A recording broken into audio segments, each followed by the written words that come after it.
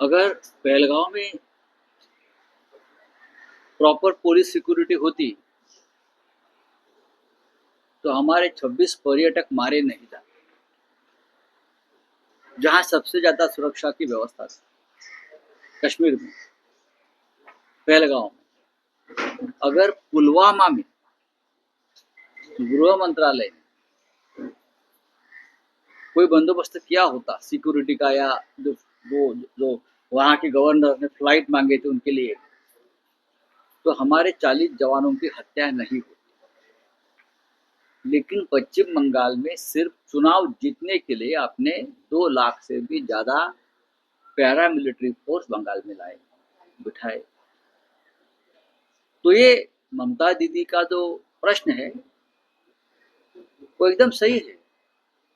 जहां पुलिस चाहिए, जहां सिक्योरिटी चाहिए जनता की सुरक्षा के लिए, वहां नहीं है, वहां नहीं है। लेकिन जहां जरूरत नहीं है, लेकिन आपको चुनाव जीतना है, आपको राजनीति करनी है, आपको वोटर्स के ऊपर दबाव लाना है, तो सशस्त्र पुलिस बल, पैरामिलिट्री फोर्स लाखों की संख्या में आप पश्चिम बंगाल जैसे राज्य में लाते हैं। ये ठीक नहीं है। गरीब जनता मारी जाएगी कश्मीर में, मणिपुर में। आप मणिपुर में भेजिए ना पैरामिलिट्री फोर्स। जिस तरह से इस चुनाव के प्रचार में प्रधानमंत्री मोदी जी, गृह मंत्री अमित शाह जी और उनका पूरा मंत्रिमंडल पश्चिम बंगाल में घूम रहे थे, ओपन जिप में रैली निकाल रहे थे। अब जाइए मणिपुर में, देखिए क्या हो रहा है।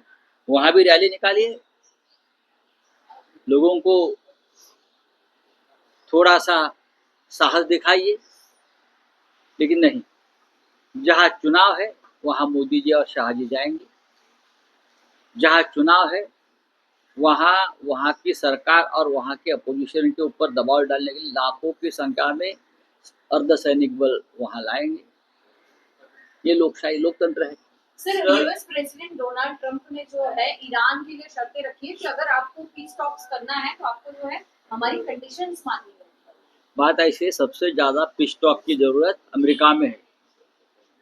जिस तरह से उनके डिनर पार्टी में हमला हुआ, उसका मतलब है अमेरिका में सब कुछ ठीक नहीं, अस्थिरता है, अशांतता है। तो जो लोग सड़क पर आए हैं, जो लोग हाथ में बंदूक लेकर आपके डिनर पार्टी में घुस गए हैं, तो अपने लोगों से पहले पीस टॉक करिए, बाद में विश्व की चिंता करिए। लेकिन डोनाल्ड ट्रंप पे हमला होता है और नरेंद्र मोदी निषेध व्यक्त करते हैं, लेकिन खामेनी पे हम उनकी जिस तरह से मौत होती है उस पर ये तो बहुत गंभीर बात है।